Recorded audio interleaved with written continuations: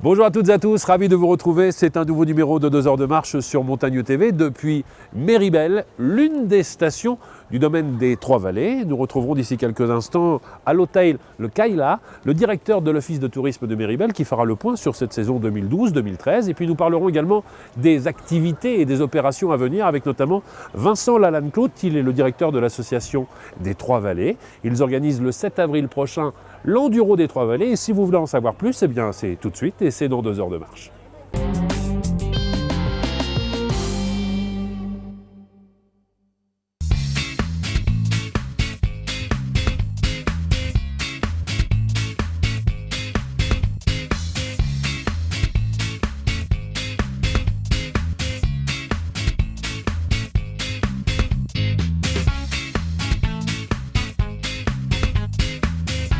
Deux heures de marche. Nous sommes à Méribel, nous sommes à l'intérieur de l'hôtel Le Kaila. Je suis avec le directeur de l'office de tourisme, Christophe Guernigon-Lecomte. Je suis ravi de vous rencontrer. Merci, moi aussi. Et ravi de vous retrouver dans cet hôtel. C'est le dernier né, plus ou moins, de Méribel. C'est le fleuron de Méribel qui a ouvert ses portes début décembre. C'est un 5 étoiles, c'est le seul 5 étoiles de Méribel.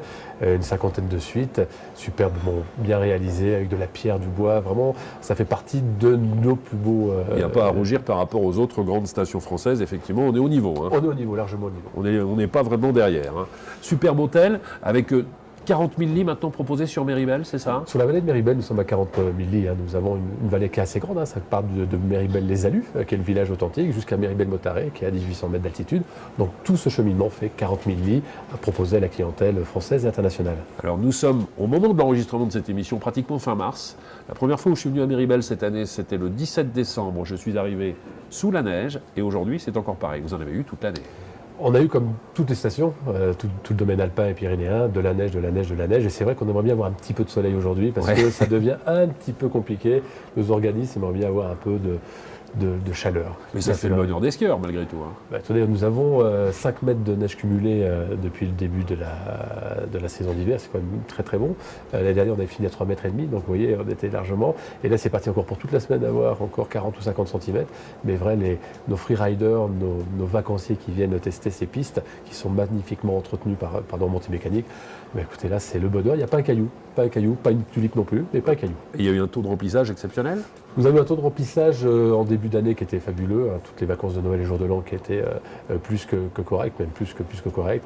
Et aujourd'hui, on est largement sur une progression à 2 chiffres pour cette année. Donc c'est vrai que c'était très très bien. Avec des épreuves de Coupe du Monde de ski alpin féminin au mois de février? 23-24 février, nous avons eu la chance de recevoir le Grand Circlement féminin avec une Coupe du Monde de descente et de combiné pendant 2 jours. C'était un événement qui a été reconnu par la FIS, très très bien organisé grâce aux équipes de Méribel et ainsi que tous les socioprofessionnels qui ont travaillé, les écoles de ski, les hébergeurs. Et donc on avons eu plus de 25 000 spectateurs qui sont venus assister et regarder cette belle Coupe du Monde, qui sont les prémices qu'il faut savoir.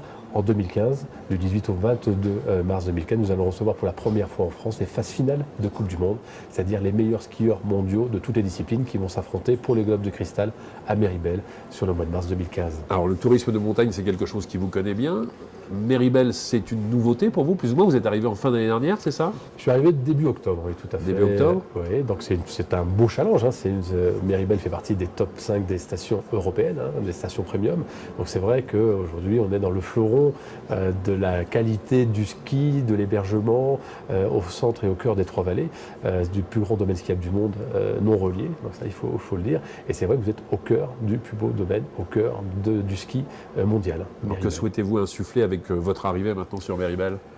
On est en train de travailler et de redéfinir un peu la politique marketing de Méribel, parce que comme je vous l'ai dit, c'est une vallée, donc vous avez une histoire à tiroir. Vous avez les Alus, Méribel les Alus, qui est l'histoire de Méribel, mais Méribel-Motaré, qui a le plus grand snowpark européen, où tous les plus grands mondiaux viennent s'entraîner. Donc on est en train de retravailler la cible de chaque lieu de Méribel dans une destination nouvelle qui va s'appeler Méribel Valley et non plus Méribel. Très bien, on peut parler de la clientèle aussi. C'est une station qui a été créée par un Écossais, me semble-t-il, c'est Exactement, ça? exactement. Avec effectivement beaucoup d'Anglais, beaucoup de gens qui venaient d'Angleterre pendant des années. Est-ce que c'est toujours le cas aujourd'hui? Est-ce que c'est une station vraiment internationale? Vous êtes sur une clientèle 50-50. On a 50% de Français, de clientèle classique, qui viennent parisiens, lyonnais, marseillais, enfin toute la France. Et nous avons 50% d'étrangers. Et sur ces 50%-là, nous avons 70-80% d'anglo-saxons. Donc c'est vrai que les Anglais sont très présents chez nous. On peut le remarquer dans la rue, on peut aussi le remarquer dans les commerces, dans les établissements de nuit, d'after ou de restaurants. Donc c'est vrai que le village de Miribel vit avec nos amis anglo-saxons par l'histoire, parce que ça a été créé par les Écossais. Bien sûr. Et aujourd'hui, c'est vrai que la première destination anglo-saxonne, c'est Miribel. La première destination russe, c'est Miribel. Courchevel. C'est Miribel. Très bien. On est à peu près à égalité, on va dire. D'accord. Donc c'est vrai qu'on n'a pas la même clientèle russe que Courchevel, qui est une clientèle très riche et avec beaucoup de faste, alors que nous, c'est une clientèle en millionnaire qui est un peu moins un peu plus effacée, un peu plus effacée. Nous sommes dans un écrin où les choses ne se disent pas forcément. Les Écossais l'ont créé, les Anglicans. Est-ce que les attentes de cette clientèle étrangère sont les mêmes que la clientèle française? Absolument pas. On n'est pas du tout dans le même positionnement stratégique si on parle de marketing. La clientèle française vient ici en famille, vient ici avec les grands-parents, les petits-enfants, viennent découvrir le ski, apprendre à faire du ski, alors que les Anglais viennent aussi en famille, mais pour plus faire du sport plus fort, pour faire du freeride, pour faire la fête entre eux. Donc on n'a pas tout à fait le même positionnement, la même communication qu'on peut faire sur l'Angleterre, même sur la Russie ou sur les autres marchés émergents qui sont la Chine, qui sont l'Afrique du Sud ou les autres pays d'Amérique du Sud. Toutes les stations françaises sont plus ou moins dans l'angoisse en ce qui concerne les vacances de Pâques. On se dit, oh là, c'est très très tard dans la saison. Est-ce que vous avez déjà réfléchi? Comment est-ce que vous allez pallier à cela? Alors on pallie à ça aujourd'hui, parce qu'on ne réfléchit pas, je dirais, au mois de mars ou au mois d'avril. J'imagine. On travaille déjà même pour 2015, 2014 et 2015. C'est vrai que le système des vacances françaises qui est de plus en plus tard, qui nous pose quand même un problème en termes de remplissage, mais en termes de loisirs, commence déjà au mois de février. C'est-à-dire que les vacances de février sont du 15 février au 15 mars, donc automatiquement on est du 15 avril au 15 mai pour les vacances de printemps. Donc ça nous pose un problème parce qu'on est sur 3 zones et donc les zones qui sont plus importantes pour nous à venir sur Miribel sont les zones parisiennes et Paris cette année est à la fin. Donc du 1er au 15 mai, donc ils ne viendront pas skier.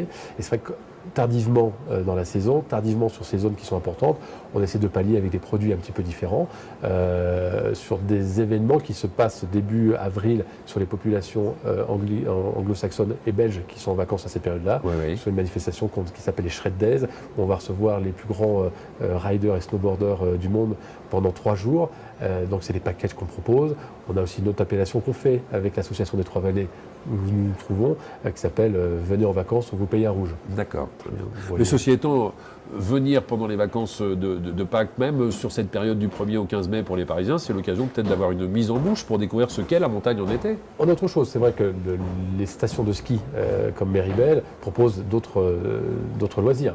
Même quand vous venez skier, nous avons tout ce qui est remise en forme, qui est important, le spa, patinoire, etc. Et l'été, nous avons la possibilité de proposer un golf international de 18 trous, donc c'est pas rien. Nous avons le VTT, la randonnée, la remise en forme. Donc c'est vrai que ça donne un prémisse d'apporter à cette clientèle qui voudrait venir l'été, qui est quand même des paysans. Venir à la montagne l'été n'a rien à voir avec l'hiver, n'a rien à voir avec la mer.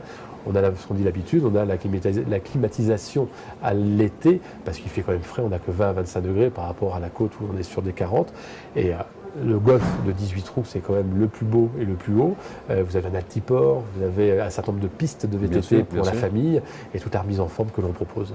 Certains professionnels du tourisme à la montagne m'ont expliqué que cette année, peut-être plus cette année que les années précédentes, le consommateur justement voyait ses vacances à la montagne de façon complètement différente. On ne consomme plus du ski toute la journée du matin au soir. Parfois, effectivement, la notion de bien-être rentre vraiment dedans. On va se faire masser, on va profiter d'un spa, d'une piscine ou des choses comme ça. Est-ce qu'on est en train d'étendre les activités même au sein de Miribel? Bien sûr, on est en train d'étendre par rapport à la demande de la clientèle. Il ne faut pas se dire, il y a 20 ou 30 ans, quand nous allons skier avec nos parents, c'était du vendredi, on partait du samedi au samedi, on skiait 6 jours par semaine. Aujourd'hui, c'est plus du tout le cas. Les gens viennent avec plus ou moins une remise en forme, viennent déstressés de toute l'année de travail. Et sur 6 jours de ski, on est sur du 4 ou 5 jours de ski et 2 jours de remise en forme, de balade, de raquettes, de spa, vraiment de loisirs détente. Et aussi, on voit que sur une semaine où les cadres supérieurs, parce que nous avons quand même une station, je dirais, haut de gamme, viennent travailler une journée aussi. Donc il faut s'adapter à tout ça et on propose des packages. On commence à travailler sur du midweek, du week-end, donc du 4 jours ou du 3 jours, ce qui permet à nos socio-professionnels de travailler aussi bien parce qu'on ne vend pas le 4 jours comme le 3 jours pareil et la plus-value aussi importante. Donc on essaye vraiment de s'adapter à notre clientèle qui va changer, qui va muter parce que ça va être de plus en plus. D'abord ça coûte assez cher de venir en vacances, donc on est obligé aussi de s'adapter au porte-monnaie. Il va se passer plein de choses à Méribel cet été. Je sors mon agenda, je coche les cases. De quelle date à quelle date dois-je être ici absolument ? Vous devez être ici sur tout l'été. Vous allez avoir des compétitions de golf internationales avec des pros. Vous allez avoir une semaine de magie avec les plus grands magiciens qui sont sur l'Europe. Vous allez avoir des Coupes du Monde de VTT. Vous allez avoir un salon qui s'appelle Alp Home sur l'habitat, que vous connaissez très très bien. Donc toutes les semaines, il y a quelque chose d'un petit peu différent. Apporter du nouveau à notre clientèle, du dépaysement. Et on fête aussi cette année les 40 ans du parc de la Vanoise. Nous sommes à la porte du parc de la Vanoise. Donc permettre aux gens d'aller faire des randonnées, de voir aussi que Méribel, c'est aussi la montagne à l'état pur qui nous permet d'aller sur cette... Et dans un premier temps, il y a bien sûr le site internet de la station, on peut le consulter, il y a toutes les manifestations qui sont déjà annoncées. www.meribel.net. Vous avez tout ce qu'il faut. Christa. Merci, à très bientôt. On va rester dans cet environnement exceptionnel et retrouver d'ici quelques instants Monsieur Vincent Lalanne-Clout, qui est le directeur de l'association Les Trois Vallées. Il nous expliquera effectivement ce qu'est cette association, quelles sont les différentes opérations qui ont été mises en place durant cette saison 2012-2013 et puis les rendez-vous à venir. En attendant, petite balade dans la station.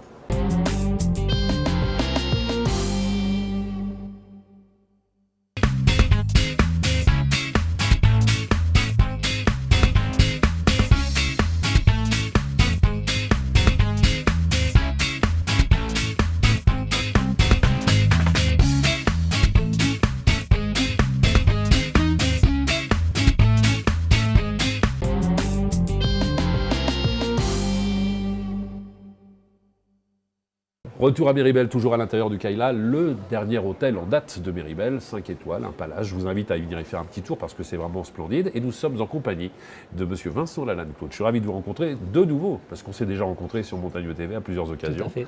Et alors vous êtes le directeur de l'association Les Trois Vallées. On va peut-être préciser dans un premier temps que les Trois Vallées, ce n'est pas essentiellement Courchevel, Méribel, Les Ménures et Val Thorens, ce sont d'autres communes aussi. Oui, tout à fait. Là, vous avez cité les plus célèbres, mais bien évidemment, il y a également la commune de La Perrière avec la station de la Tania, parce qu'on parle de commune et de station. Oui. Il y a la commune de Bride-les-Bains avec la ville de Bride-les-Bains, qui est une station thermale reliée à Méribel, et donc au domaine des Trois Vallées. Et puis en fait, la dernière née, qui est la station d'Orel, la commune d'Orel, avec la station d'Orel qui est en Maurienne, qui est à 6 km du tunnel du Fréjus, et qui est reliée directement à Val Thorens, et donc au domaine skiable. Et puis il y a plein de petits villages aussi, Saint-Martin-de-Belleville, Saint-Marcel, tout ça de notre côté. Saint-Martin-de-Belleville est en fait la commune mère d'Éménuire et de Val Thorens, mais c'est également une petite station, également une station village, oui, tout à fait. D'accord, ça fait combien de communes en tout ? En tout, il y a 6 communes qui gèrent 8 stations. D'accord. Et l'objectif de cette association, c'est quoi alors ? Alors l'objectif de cette association, elle date de 1974, au démarrage de la station en fait de Val Thorens, qui a bouclé à l'époque la création et le développement des Trois Vallées. Et en fait, elle vise à développer la marque et à assurer la promotion des Trois Vallées en tant que plus grand domaine skiable du monde. Et vous vous en occupez depuis combien de temps maintenant ? Je m'en occupe depuis la rénovation de l'association qui date de 2003, où les exploitants de remontées mécaniques se sont investis dans l'association et dans la marque Les Trois Vallées, puisque aujourd'hui, il faut savoir qu'il se vend plus de forfaits Trois Vallées que de forfaits de chacune des stations indépendamment. D'accord. Qu'est-ce qui fait la force des Trois Vallées ? Ce sont les remontées mécaniques super perfectionnées. Ça a été la première station à avoir un télésiège débrayable 8 places ici, c'est ça ? Oui, tout à fait. L'ensemble des Trois Vallées, de toute façon, sur l'ensemble des Trois Vallées, c'est souvent là où on a été les nouveaux testeurs et les précurseurs en termes de remontées mécaniques. Et ce qui spécifie les Trois Vallées par rapport à nos concurrents ou collègues, c'est surtout que c'est un passage naturel entre 3 vraies vallées, qui sont la vallée de Saint-Bon, la vallée des Alus et la vallée des Bellevilles. Et chacune de ces vallées est reliée par des crêtes, mais reliée de manière naturelle. On n'a pas eu à forcer la nature, comme on peut le trouver dans certains endroits. Donc c'est des points de bascule multiples et c'est un domaine skiable qui est naturellement accessible d'un côté à l'autre. Ça en fait le plus grand domaine skiable de la planète. C'est le domaine ou c'est la station de Méribel qui comporte le plus de télécabines en France ?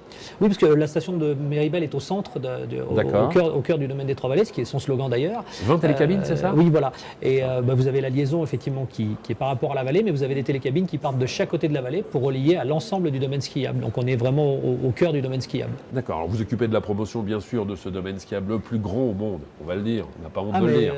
On peut le prouver en plus. On a fait des études. Parce qu'il y a toujours bagarre entre différents domaines. Il y a beaucoup de gens qui exagèrent. On a beaucoup de challengers, mais tous les gens qui viennent savent qu'on est les meilleurs. La semaine dernière, on recevait encore une délégation de Zermatt et qui a dit qu'on avait vraiment le plus beau domaine skiable du monde. Non seulement le plus grand, mais le plus beau. Il faut faire la promotion, il faut créer des événements aussi, ou peut-être des manifestations, ou une signature particulière. Easy Rider, c'est une des signatures que vous avez mis en place, c'est ça? Tout à fait. Easy Rider, c'était un moyen, alors on va expliquer ce qu'est Easy Rider, mais à la base, Easy Rider, ça visait à montrer que les Trois-Vallées, c'est pas seulement accessible à une élite de skieurs extrêmement bons et extrêmement performants, mais c'était de montrer que les Trois-Vallées, c'est accessible à tout le monde.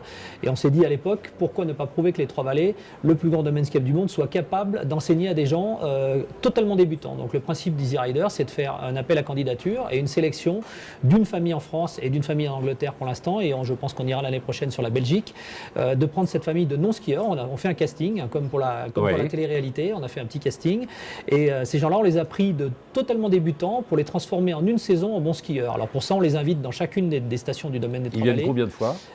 Ils viennent, alors selon la famille française ou anglaise, ils viennent entre 5 et 8 fois. En fait, donc ils découvrent chacune des stations des Trois-Vallées. C'est un partenariat avec l'école de ski français, donc l'école de ski français à chaque fois les prend en charge. Met en place des moniteurs et leur apprend à skier pendant toute la saison, et on est assez fiers aujourd'hui, c'est la deuxième saison où on fait cette opération, et on est assez fiers aujourd'hui d'avoir déjà créé une famille de skieurs de toutes pièces l'année dernière, qui étaient des gens qui étaient de la région de Montélimar. Cette année, pour les Français, c'est une famille de la région parisienne, et pour les Anglais, c'est une famille qui est dans la banlieue londonienne. Voilà. Précurseur dans ce domaine, vous êtes les seuls à proposer ce genre de choses? On est les seuls à le proposer et à l'avoir garanti et à l'avoir testé, c'est-à-dire que l'année dernière, la famille, et ça va être le cas de la famille française cette année, la famille de Montélimar, qui a la famille qu'on appelle Easy Rider, qui devient un peu la mascotte du domaine skiable pendant toute la saison. On est parti de débutants complets, de gens qui n'avaient jamais mis les pieds sur des planches, et à la fin de la saison, ils ont participé aux Trois-Vallées Enduro, qui était une compétition amicale, accessible à tous. C'est une phrase d'Émile Allais qui exprime complètement la philosophie de votre démarche. Oui, tout à fait. La philosophie de notre démarche, c'est de dire qu'il est effectivement aussi facile d'apprendre à skier, voire plus facile que d'apprendre à marcher. Il suffit de se laisser glisser. Il suffit de se laisser glisser. Ça, c'est ce que disait Émile Allais. Hein. Et c'est bien complété par les écoles de ski français, dont le slogan était « Le plaisir, ça s'apprend ». D'accord. Est-ce que ces gens-là ont fait la promesse de revenir maintenant l'année prochaine? Oui, d'ores et déjà. La famille de Montélimar, d'ailleurs, est déjà venue en séjour, entre autres ici à Méribel, cet hiver. Mais ça reste nos mascottes. Ils ont participé à l'Enduro l'année dernière? Oui, ils ont participé à l'Enduro l'année dernière avec un moniteur, brillamment. Ils ont dû faire... L'année dernière, c'était une épreuve un peu spéciale, parce que c'était le 10e anniversaire. Mais l'année dernière, ils ont, si mes souvenirs sont bons, réalisé quand même 7 épreuves sur 10. Donc c'était déjà un très bon... Ils étaient bien classés. Là, je regarde le calendrier, c'est dans 2 jours. Hein. Tout à fait. Là, on a fait le plein. Les gens arrivent. On est prêt, tout va bien. On espère qu'on aura du beau temps. C'est souvent le petit déclencheur qui fait qu'on va avoir une session extraordinaire ou une session juste superbe. Voilà. Donc je pense que tout va bien se passer. On peut détailler un petit peu justement ces épreuves de l'enduro. C'est quoi? C'est un slalom, c'est une descente, c'est un mélange de plusieurs épreuves? Alors l'enduro, c'est une manifestation qui est également unique au monde, qu'on a voulu sur un domaine un peu spécifique, c'est-à-dire qu'on voulait qu'elle soit accessible à tous. C'est du ski amateur. C'est du ski réservé aux amateurs, donc on a 1500 personnes qui participent, on limite volontairement le nombre, on joue à guichet fermé pour des raisons plus que de sécurité, parce qu'on pourrait assurer la sécurité de plusieurs dizaines de milliers de personnes, mais c'est plutôt pour garantir un peu quelque chose d'un peu exclusif et une participation un peu originale avec des pistes qui sont fermées. Et le principe, c'est par équipe de 3 personnes. On a 3 catégories différentes dans lesquelles les gens s'inscrivent. Ce qu'on appelle les pros, qui en fait c'est une toute petite catégorie chez nous, ça sert un peu de maître étalon pour les temps. C'est les ouvreurs. C'est les ouvreurs, on va dire. On a la catégorie amateur sportif, qui est le gros de la troupe. Typiquement, c'est la bande de copains qui ont envie entre guillemets, de se tirer la bourre pendant toute une journée, à se faire des compétitions un petit peu les uns contre les autres, souvent équipe contre équipe. Et puis une catégorie dont on est très fier, qui est la catégorie famille. Donc là, c'est au minimum 2 voire 3 membres de la même famille. Ça peut être enfants. On a même des épreuves qui sont transgénérationnelles, enfin des équipes transgénérationnelles avec grand-père, père et fils dans la même équipe. Le but, c'est d'aller faire en une journée 7 épreuves sur l'ensemble du domaine, entre 7 et 9 épreuves. Des épreuves aussi variées que des slaloms géants, des border cross, tout un tas d'épreuves de ce genre. C'est forcément ski alpin, ça peut pas être ski de fond, ça peut pas être randonnée, ça peut pas être télémarque. C'est réservé au ski alpin à la base, mais des gens en télémarque ou en snowboard font la course de plus en plus. Mais c'est déjà quelque chose quand même, ça dure une journée, donc c'est assez conséquent, et nous avons un splendide ravitaillement ici qui a lieu à Méribel-Mottaret, puisque c'est au centre, donc tout le monde se retrouve le midi. Très bien. C'est par équipe de 3. C'est par équipe de 3, et au départ des stations de son choix, des 4 grandes stations. D'accord, vous me disiez 1500 participants, j'imagine que ces 1500 participants ne rêvent que d'une chose, c'est de revenir l'année suivante. Oui, on a énormément de Vous fidèles ne pouvez pas aujourd'hui. les garder, autrement vous n'allez pas pouvoir prendre des nouveaux. C'est un petit peu notre souci, c'est-à-dire que maintenant, dès qu'on ouvre les réservations sur Internet, assez vite dans les premières semaines, on a les fidèles, les grands aficionados qui s'inscrivent parce on est à la 11e, on va faire la 11e édition cette année et on a des gens qui sont là depuis presque le début, qui font la course, qui reviennent chaque année. Notre grand plaisir, c'est que les gens décident de revenir au ski de printemps et calent un peu leur séjour de ski en fonction de cette manifestation. Donc ça, c'est assez formidable. Et on a aussi beaucoup de gens du coin. Est-ce que l'association organise également des événements durant l'été? Est-ce qu'on peut se projeter justement sur cette prochaine période? On a l'équivalent qui est le premier week-end de juillet où on a le 3 VTT. C'est un peu la même chose, sauf que ça se situe sur 2 jours avec une journée plutôt descente le samedi et une journée rando-tour sur l'ensemble des 3 vallées avec des boucles sur l'ensemble des 3 vallées accessibles avec les remontées mécaniques et en VTT. Et puis on organise aussi beaucoup d'opérations, et là plus à destination de nos clients dans les grandes villes européennes, des grosses soirées avec 2000, 3000. L'année dernière, on a fait une soirée à Lyon avec 3500 personnes. Et alors on m'a dit que votre application avait fait le buzz cette année. Vous avez mis en place une application, alors ça consiste en quoi exactement? Alors on a été un petit peu les premiers à la grande époque, vous savez, au début des applications iPhone gratuites. On a été un peu les premiers à se lancer dedans avec un objectif très particulier qui était de dire on ne va pas faire une application gadget, mais on va tout de suite essayer de se mettre à la place. Le buzz de base, c'était de se dire qu'est-ce qui va faire enlever les gants à un skieur pour se servir de son téléphone, hormis pour répondre à ses mails et son téléphone. Et donc dès le début, on a conçu une application qui était une vraie aide sur le domaine skiable. C'est presque un plan des pistes bis, c'est-à-dire qu'on y retrouve le plan des pistes, mais on y retrouve également tout ce qui est ouvert, fermé, des conceptions d'itinéraires, retrouver ses amis. Vous pouvez des itinéraires proposés aussi. Oui, des itinéraires avec selon le temps, selon la période, selon ce qui est ouvert ou fermé. Et puis petit gadget qui fonctionne très bien aussi. On peut retrouver ses amis sur le domaine skiable. Donc, vous savez en temps réel où est-ce qu'ils se situent sur le domaine et vous pouvez leur envoyer un push SMS en leur disant rendez-vous à tel restaurant d'altitude ou à tel endroit du domaine pour se retrouver. Est-ce que c'est aujourd'hui une des applications les plus téléchargées des domaines de skiable français? C'est la plus téléchargée du monde du ski de manière globale, pas que français. Et sur le l'App Store, on est assez fiers d'être en permanence toujours dans les 10 applications les plus téléchargées.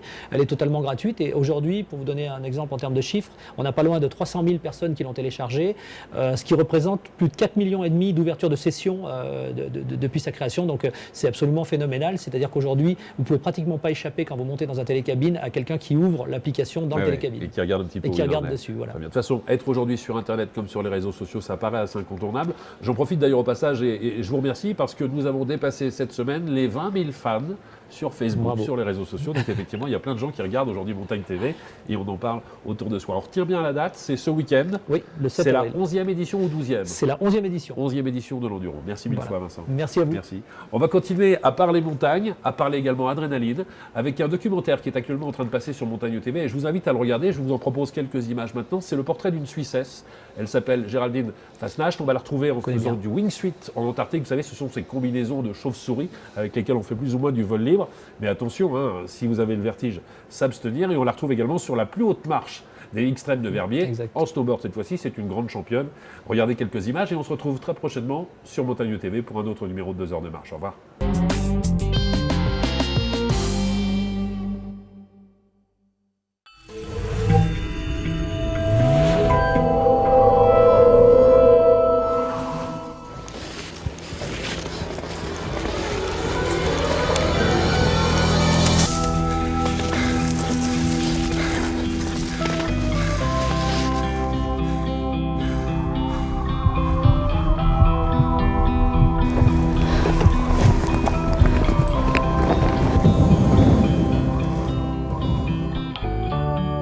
You know, everybody who does this sport, we're all selfish, you know. That's why we can do this sport. And I think maybe the one weakness about Geraldine, if I were to find one, would be that, you know, when she sets her mind onto something, she's gonna go through with it, no matter the costs.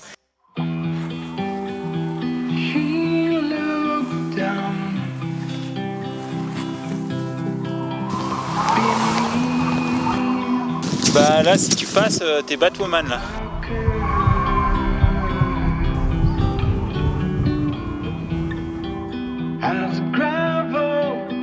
Determined.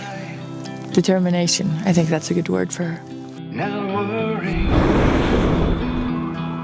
exactly where she was.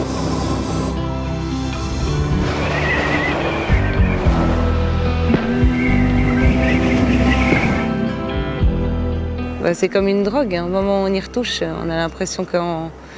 Enfin, on se demande comment on a pu s'en passer aussi longtemps et on ne sait pas comment on pourra s'en passer, quoi.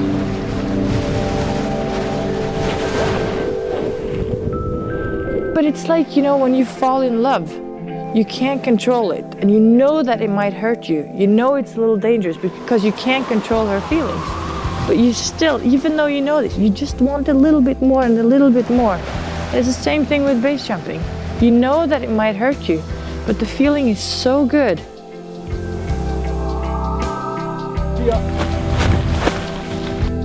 Seb, il avait toujours tellement peur pour moi.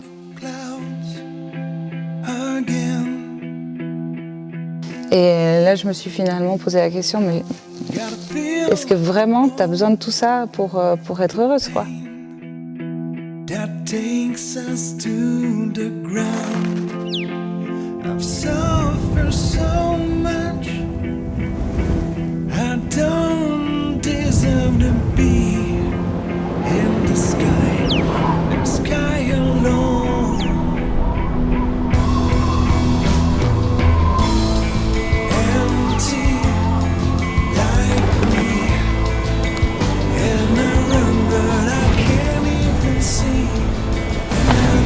On a toujours le choix de rire ou de pleurer dans la vie, et moi j'ai choisi de rire.